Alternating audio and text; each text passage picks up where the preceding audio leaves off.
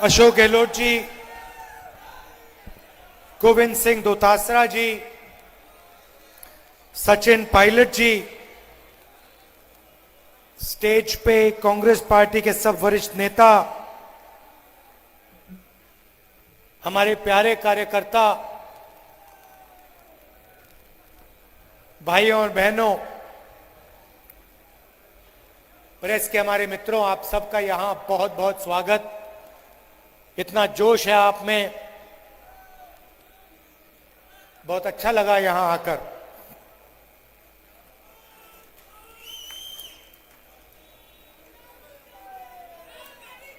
आपको याद होगा कुछ साल पहले कोविड आया, सबके घर में कोई ना कोई बीमार हुआ। देश में लाखों लोग मर रहे थे, ऑक्सीजन नहीं था, दवाइयां नहीं थी, लाशों के ढेर पड़े हुए थे। और देश के प्रधानमंत्री ने कहा, भाइयों और बहनों, थाली बजाओ।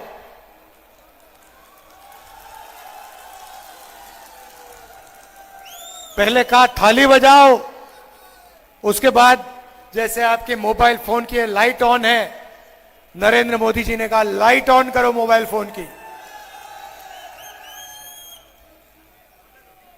गुजरात में हमने पता लगाया, तकरीबन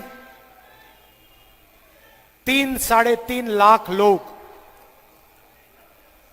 कोविड के कारण मर गए। वो दिल्ली में नरेंद्र मोदी थाली बजवा रहे थे, लाइट लगवा रहे थे। राजस्थान में कांग्रेस पार्टी की सरकार ने भीलवाड़ा मॉडल लाए, बीमार लोगों को घर में भोजन दिलवाया, फूड पैकेट दिलवाए। यूथ कांग्रेस के लोग, कांग्रेस के कार्यकर्ता ऑक्सीजन सिलेंडर निकाल के ढूंढ के निकाल के लाए। राजस्थान के अस्पतालों में कोविड के मरीजों की रक्षा हुई, सही दवाई मिली। यह फर्क है, हम काम कर जाते हैं, उनके सिर्फ खोखले शब्द हैं। नरेंद्र मोदी जी ने आपसे वायदा किया था 15 लाख रुपए का बैंक अकाउंट में देने का, मिल गया? नहीं मिला ना? आपको और मिलेगा भी नहीं कभी। मगर भाइयों और बहनों, 14.5 लाख करोड़ रुपए, 14.5 लाख करोड़ रुपए नरेंद्र मोदी ने हिंदुस्तान के अरबपतियों का कर्जा माफ किया। आपको 15 लाख रुपए नहीं दिए, उनको 14.5 लाख करोड़ रुपए उठा के दे दिए। आपने देखा होगा नरेंद्र मोदी के भाषण में, पहले जहां भी वो जाते थे कहते थे मैं ओबीसी वर्ग का हूं। याद है? याद है? नरेंद्र मोदी ओबीसी है, मैं ओबीसी वर्ग का हूं। कुछ दिन पहले भाषण दिया, भाषण में कहते हैं, भाइयों और बहनों, हिंदुस्तान में सिर्फ एक जात है, वो है गरीब। अच्छा, जब आप चुनाव लड़ रहे थे तो आप बन गए ओबीसी, और जब ओबीसी की जाति जनगणना करवाने की बात आई तो हिंदुस्तान में सिर्फ एक जात है, गरीब। भाइयों और बहनों, हिंदुस्तान में आपके मुताबिक कितने ओबीसी हैं? क्या आबादी होगी ओबीसी की हिंदुस्तान में? कितनी होगी? कम से कम 50%। कोई नहीं जानता इस देश में पिछड़े लोग कितने हैं, कोई नहीं जानता, किसी को नहीं मालूम। कोई कहता है 50%, कोई कहता है 52%, कोई कहता है 55%, किसी को नहीं मालूम। आप कहोगे तो क्या हुआ? अगर पिछड़ों को अपनी आबादी नहीं मालूम तो क्या? इसमें क्या बड़ी बात है? मैं आपको बताता हूं। देश को एमएलए और एमपी नहीं चलाते।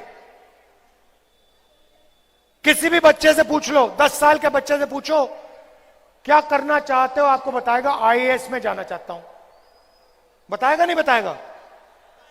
सारे में भारत जोड़ो यात्रा में मैं चला कन्याकुमारी से कश्मीर, बच्चों से पूछो क्या करना चाहते हो, कहते हैं आईएएस, आईएएस में जाना चाहता हूं। कहो क्यों? बच्चे कहते हैं देश को तो वो चलाते हैं। एमएलए 5 साल के लिए चुना जाता है,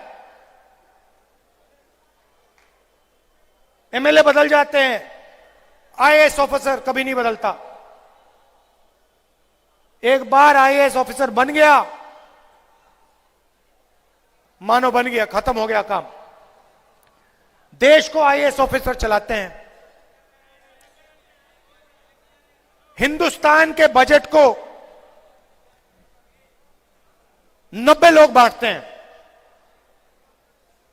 secretary to government of India, cabinet secretary, secretary to government of India, 90 लोग हिंदुस्तान का हर रुपया बांटते हैं। स्वास्थ्य में कितना जाएगा, राजस्थान कितना आएगा, शिक्षा में कितना जाएगा, आर्मी को कितना मिलेगा, वायुसेना को कितना जाएगा, सारे के सारे निर्णय 90 लोग लेते हैं। मैंने पार्लियामेंट में सवाल पूछा, मोदी जी आप कहते हो ओबीसी की सरकार है, 90 में से ओबीसी कितने? आबादी 50%, 90 में से 45 होने चाहिए। अगर आबादी 50 है, पता नहीं ज्यादा भी हो सकती है। भाइयों और बहनों, सच्चाई क्या है? सच्चाई है कि 90 में से 3 ओबीसी वर्ग के। और अगर हिंदुस्तान की सरकार 100 रुपए खर्च करती है तो 5 रुपए का निर्णय पिछड़े ऑफिसर लेते हैं। दलित कितने? दलित भी 90 में से 3।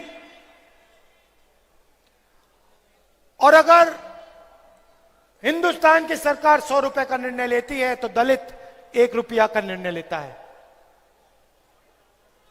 आबादी 50%, भागीदारी 5% ओबीसी की। आबादी तकरीबन 15%, भागीदारी 1%। और सुनिए, आदिवासी वर्ग, हिंदुस्तान का बजट 100 रुपए का, आदिवासी वर्ग 10 पैसे का निर्णय लेता है।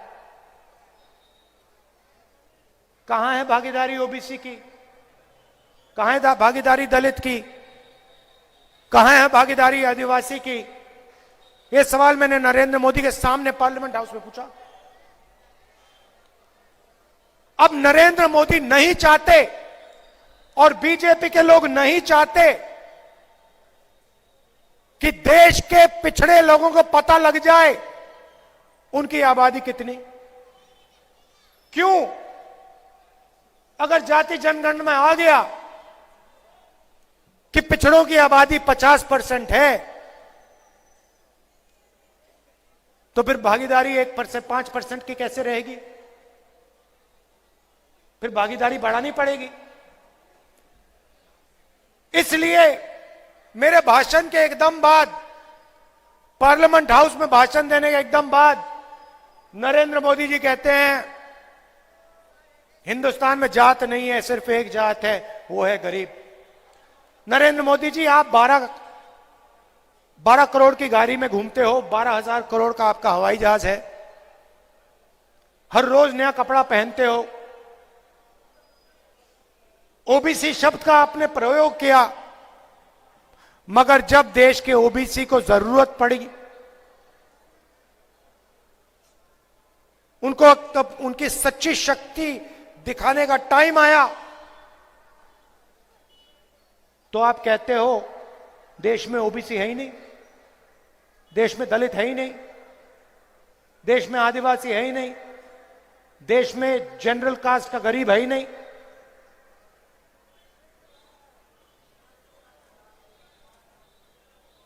एक और बात समझिए,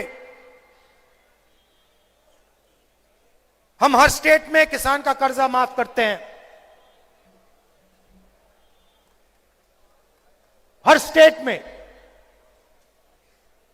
यहां पे किसान का कर्जा माफ हुआ, 50% ओबीसी वर्ग है।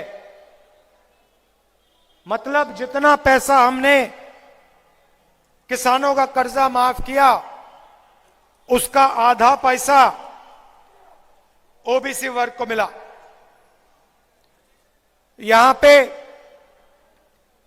25 लाख रुपए स्वास्थ्य में हम आम जनता को देते हैं। राजस्थान एक प्रदेश है जहां स्वास्थ्य का अधिकार है। कोई भी ऑपरेशन करवाना हो, कैंसर हो जाए, दिल का दौरा पड़ जाए, वाल्व बदलना हो, स्टेंट लगानी हो, घुटना बदलना हो, रिप्लेस करना हो, एक पैसा नहीं देते आप लोग। मैं तो गहलोत जी से पिछली मीटिंग में कहा 25 लाख रुपए गहलोत जी कम है, इसको बढ़ाइए थोड़ा। अब ये जो 25 लाख जाता है, 50% ये ओबीसी के जेब में जाता है। 50% आबादी है, 50% पिछड़ों के जेब में जाता है। गैस सिलेंडर हम गरीबों को देते हैं, 500 रुपए का गैस सिलेंडर, 50% पिछड़ों को फायदा होता है, दलितों को होता है, आदिवासियों को होता है, गरीब जनरल कास्ट के लोगों को होता है। अंग्रेजी स्कूल खोलते हैं, 50% पिछड़ों को फायदा होता है।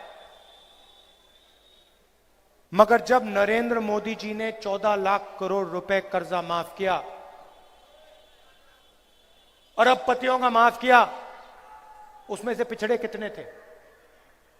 दलित कितने थे? आदिवासी कितने थे? गरीब जनरल कास्ट के कितने थे? एक भी नहीं, एक भी नहीं था।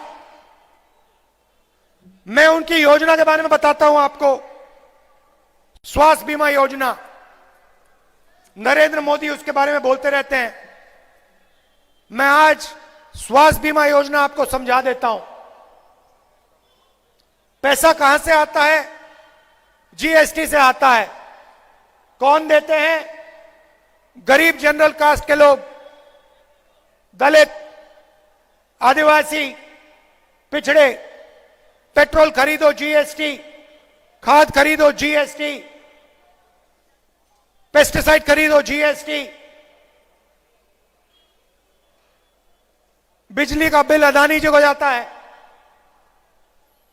शर्ट खरीदो जीएसटी। जितनी जीएसटी आप देते हो उतनी जीएसटी अदानी देता है। अगर हिंदुस्तान का गरीब व्यक्ति शर्ट खरीदता है और उसी शर्ट को अदानी खरीदता है, दोनों उतनी ही जीएसटी देते हैं। अगर हिंदुस्तान का गरीब किसान 1 लीटर पेट्रोल खरीदता है अदानी 1 लीटर पेट्रोल खरीदता है, दोनों एक जैसी जीएसटी देते हैं। अगर ढाबे में अदानी खाए और गरीब व्यक्ति खाए, दोनों उतनी ही जीएसटी देंगे। तो जीएसटी का पैसा आप देते हो। नरेंद्र मोदी जी लाए फसल बीमा योजना, 20,000 करोड़ रुपए सेंट्रल गवर्नमेंट ने दिए, जीएसटी का पैसा आपका पैसा। 10,000 करोड़ रुपए स्टेट ने दिए, जीएसटी का पैसा आपका पैसा। 5,000 करोड़ रुपए किसान ने अपने जेब से दिए, 35,000 करोड़ रुपए। 35,000 करोड़ रुपए नरेंद्र मोदी जी ने 16 कंपनियों को दिया सीधा। उनमें ना एक ओबीसी है, ना एक गरीब जनरल कास्ट का है, ना एक दलित, ना एक आदिवासी। 35 करोड़ रुपए 16 कंपनियों को दे दिए। लाखों रुपए की उनकी सैलरी, करोड़ों रुपए की सैलरी। और जब किसान को जरूरत पड़ती है, तूफान आता है, उसका नुकसान होता है, ओला गिरता है, किसान ईमेल लिखता है, फोन लगाता है, भैया हमारा नुकसान हो गया, हमारा बीमा का पैसा है, दे दो। किसान का पैसा, जीएसटी का पैसा, कंपनी कहती है भैया नहीं मिलेगा आपको, आपका तो नुकसान ही नहीं हुआ। यह है नरेंद्र मोदी की योजना। और यह सिर्फ फसल बीमा योजना नहीं है, इनकी सब योजनाएं ऐसी हैं। जीएसटी से आपका पैसा किसी बड़े कॉन्ट्रैक्टर को मिलता है, अदानी को मिलता है, किसान को, मजदूर को, गरीबों को 1 रुपया नहीं मिलता। 5 साल पहले गहलोत जी से मैंने साफ कह दिया था, गहलोत जी जितना पैसा बीजेपी की सरकार ने अदानी जैसे लोगों को दिया है, उतना पैसा आप राजस्थान के गरीब लोगों के बैंक अकाउंट में डालिए। और मैं बता रहा हूं, अभी हमने शुरू किया है, अभी आपने कुछ नहीं देखा, कुछ नहीं देखा आपने। मैं बता रहा हूं, जितने पैसे इसने अदानी को दिए हैं, उतने पैसे मैं हिंदुस्तान के गरीब के हाथ में डालूंगा। एक एक पैसा नहीं छोड़ूंगा। और आप जानते हो, मैं नरेंद्र मोदी नहीं हूं, झूठे वायदे नहीं करता हूं। एक बार बोल दिया तो करके दिखाता हूं। कांग्रेस ने इस चुनाव में 7 गारंटी दी हैं। आप देखिए, इसमें से अरबपतियों को हमने क्या दिया, बता दो मुझे। राजस्थान की हर महिला, हर परिवार की एक महिला को राजस्थान की सरकार हर साल बैंक अकाउंट में 10,000 रुपए डाल के देगी। गरीबों को गैस सिलेंडर 500 रुपए का, अदानी जी 1400 रुपए का देते हैं, उसमें से 700 रुपए कहां जाते हैं आप जानते हो, किसकी जेब में जानते हो आप जानते हो, बताने की जरूरत नहीं है। शिक्षा में अंग्रेजी स्कूल का हमने जाल बिछा दिया। हमारा लक्ष्य है कि आने वाले समय में राजस्थान के सारे बच्चे इंग्लिश मीडियम स्कूल में पढ़ें।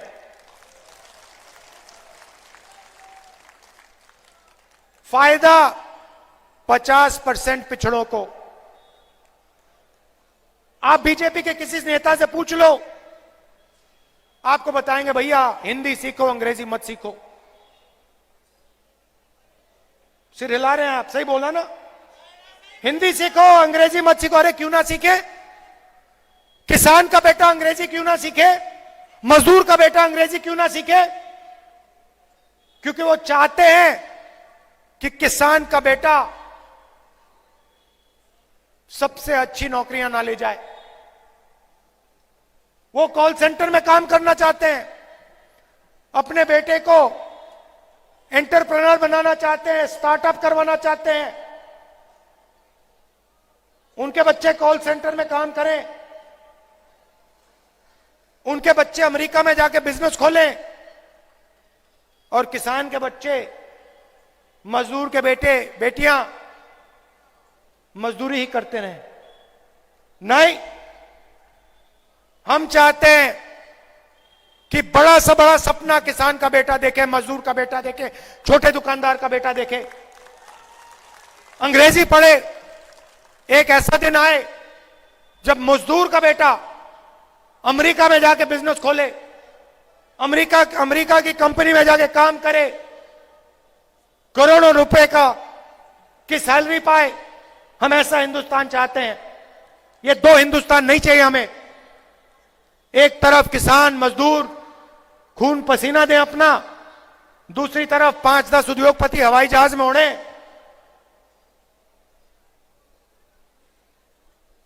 लाखों रुपए हर रोज खर्च करें। ऐसा हिंदुस्तान नहीं चाहिए हमें। यह मैं आपसे कहना चाह रहा था। राजस्थान में गरीबों की सरकार बनाइए। जो भी हम योजना लाए हैं, स्वास्थ्य की योजना हो, महिलाओं को पैसे देने की योजना हो, ये सारी की सारी योजना बीजेपी बंद कर देगी। हम आपके लिए ओल्ड पेंशन स्कीम लाए, बीजेपी ने रद्द कर दिया। आप आए हमारे पास, सरकारी ऑफिसर आए, आपने कहा देखिए हमें तो अपना ओल्ड पेंशन स्कीम अच्छा लगता है। आपकी आवाज सुनी और आपको पुराना पेंशन स्कीम हमने वापस दिया, राजस्थान में दिया। आप याद रखिए, बीजेपी की सरकार आएगी तो आपका ओल्ड पेंशन स्कीम हवा में उड़ जाएगा, गायब हो जाएगा। हम गरीबों की सरकार चलाते हैं। और मैंने आपसे कहा अभी शुरुआत है, राजस्थान पहला कदम है। दिल्ली की सरकार आएगी तो फिर देखना गरीबों के लिए कांग्रेस पार्टी क्या करती है। ये जो जाति जनगणना है, मैंने मन बना लिया है।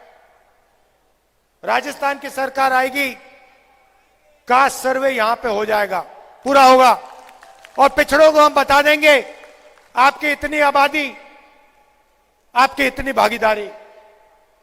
और देश में सरकार आएगी, पूरे देश में जाति जनगणना होगा, कांग्रेस पार्टी की गारंटी है। नरेंद्र मोदी कुछ भी बोले, एक जात है, गरीब जात है, वो बोले, जब वो बोले वो जाने, हम जाति जनगणना करके दिखा देंगे। एक क्रांतिकारी ऐतिहासिक निर्णय है। जैसे सफेद क्रांति हुई थी, हरी क्रांति हुई थी, देश बदल गया, वैसे ही जाति जनगणना के बाद दूध का दूध, पानी का पानी हो जाएगा, देश बदल जाएगा। आप सब आए, इसके लिए दिल से धन्यवाद। नमस्कार, जय हिंद।